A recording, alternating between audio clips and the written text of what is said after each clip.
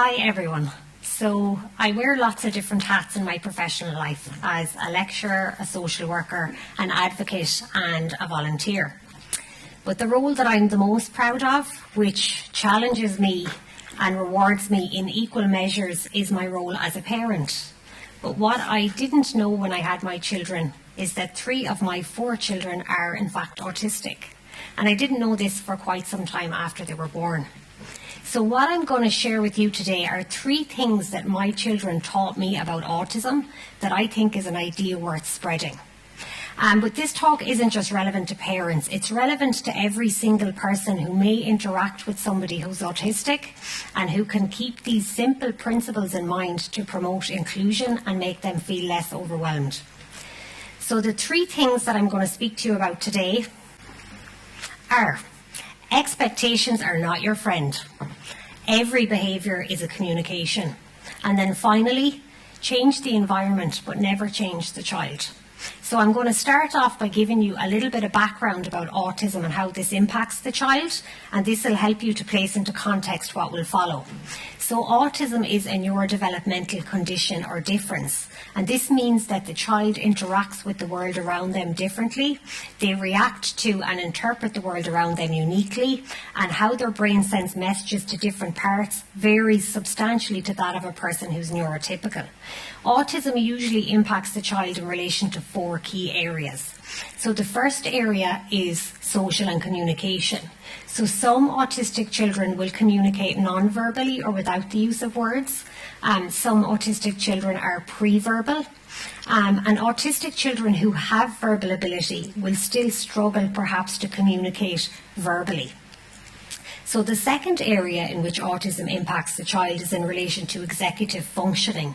So this is how we undertake tasks. So it might be starting a task, continuing with the multiple steps, completing a task and moving on to another task. The third area which impacts the child is around the need for sameness. So this is where structure, routine and predictability really help the child to cope with the environment around them. And not having this predictability can really cause distress for some autistic children. And then the final area that might impact the child or young person who's living with autism is in relation to sensory issues. So these are things we smell, see, hear, touch and taste. Sensory issues can be so distressing that the child might have to leave the setting that they're in because of how something feels or how bright the light is. And also in relation to autism, before we move on to these really key points that I want you to take away today, autism is part of the neurodivergent umbrella. So this is neurodevelopmental differences, and also included within neurodivergence is dyspraxia, dyslexia, and autism and ADHD. So a lot of children who have a diagnosis of autism also have one of these other conditions too. So the first key point that I want you to take away from today is that expectations are not your friend. So when I had a daughter, when I had my first child, I had a vision in my head of exactly what she would be like. So I pictured mammy-daughter days. I pictured birthday parties. I pictured big puffy dresses and bows in her hair. I kind of had mapped out who she was going to be based on these expectations that I had. But what I actually got was a very feisty, very strong-willed and very non-conforming little girl. So my little girl didn't want to wear the puffy dresses. The puffy dresses felt like fire ants on her skin. She didn't want to wear the patent shoes. These felt like clamps on her feet. And bows were an absolute no. She wasn't having any of it. But in addition to this, my little girl really struggled socially and emotionally. And she struggled to communicate her needs, and this would result in her sometimes lashing out at other people, having hour-long meltdowns or tantrums. She found it very, very difficult to navigate the world around her. But at this time, I didn't know that she was autistic. I didn't even know what autism was. I hadn't heard of it. So I did what any typical parent would do. I tried everything in my power to get her to conform. So we tried things like the timeout step. This was back in the early 2000s. We tried star charts. So these parenting methods that were advised by TV programs at that time. But none of these things worked. She wasn't having any of it. So then we moved on to kind of the next level of intervention to try to get her to conform and be who we thought and expected that she would be. So we sent her to social skills groups. I did parenting courses. We tried fish oils and homeopathy.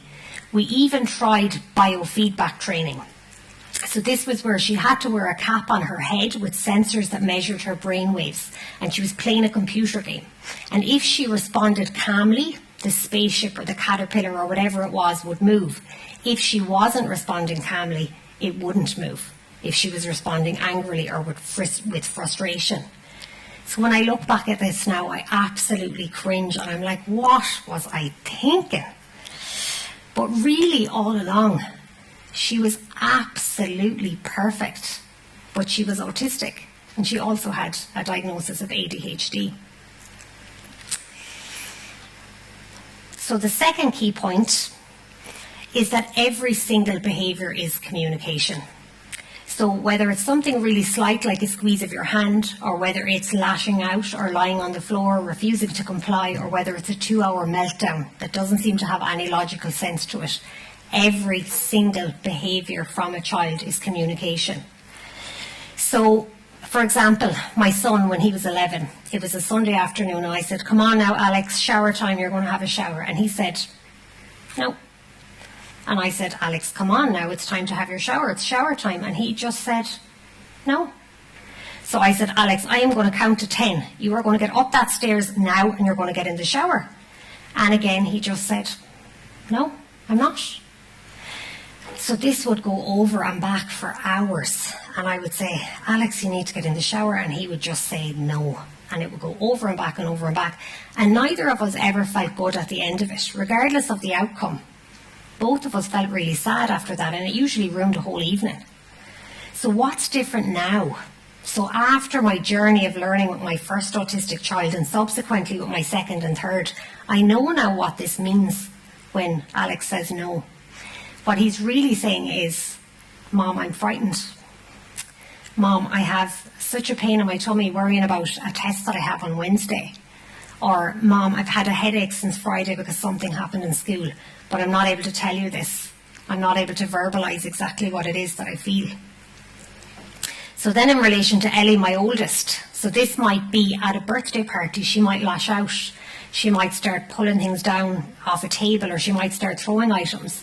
And from the outside, this just looks like really challenging behaviour. But now that I see it, I can't unsee it for the communication that it was. So what she was saying was, Mom, this is too much for me. There's way too many expectations here. I can't do this. Mom, I'm feeling really left out because the other kids don't want to play with me. Or, Mom, I really need to go home. This is just too much for me. So when I was able to really hear them without them saying a word, everything in our life and our family and our home changed. Everything changed. So then the final thing that my children taught me about autism is about changing the environment and not the child. So we should never wait until a child has any type of a diagnosis before we hear them when they're communicating and make the changes they need so they can feel included. So what I mean by this is you can wait anywhere from a year to 3 years for an autism assessment and diagnosis. So in that time, the child has been communicating with you every single day what their needs are. So this is where we need to look at the environment around them and look at the 4 areas within which autism impacts their life, and we need to change each of these key areas to make this child feel less overwhelmed, less distressed, more able to cope with the environment around them. So for example, with Alex, my son, the key change that we made was in relation to his need for sameness and predictability.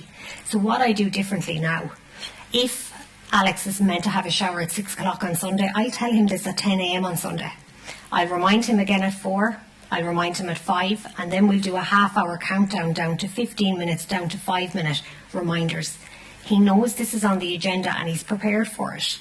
And my job as his parent is not just making sure that we have a routine that he's aware of at home, but ensuring that in every other setting in his life, such as in school, in clubs and whatnot, that they know that these are his needs and that people do everything they can to adhere to a schedule and let him know as soon as possible if there's going to be a change. In relation to my daughter, so the issues that we changed to support her were largely in relation to sensory issues and social issues. So now you'll find both of my girls probably wearing Crocs in December because this is what works for them. We do seamless clothes, which I've had to really get used to. We do very mismatched clothes. There are no puffy dresses, patent shoes. I've binned more patent shoes and regifted them than I can count. Trying to do their hair is like chasing somebody around the house. So we just don't do that anymore because it's not important. Them feeling included, happy, content, and not overwhelmed, that's what's important. It's not about my expectations, what I wanted for them or what I imagined that my child would be like. So I want you to ask yourself 3 questions as a takeaway point from my talk today. I want you to ask yourself, in relation to a child in your life, your own child, your niece or your nephew, or your neighbour's child, who are they? So who are they telling you that they are?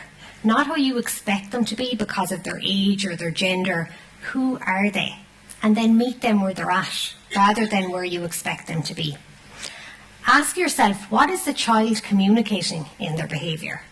Whether it's non-compliance or non-conforming, what is it that they're saying? What is their behaviour saying? Take a minute to reflect on that before reacting. And then finally ask yourself, what can you do to make this child feel more comfortable, more included, or less overwhelmed?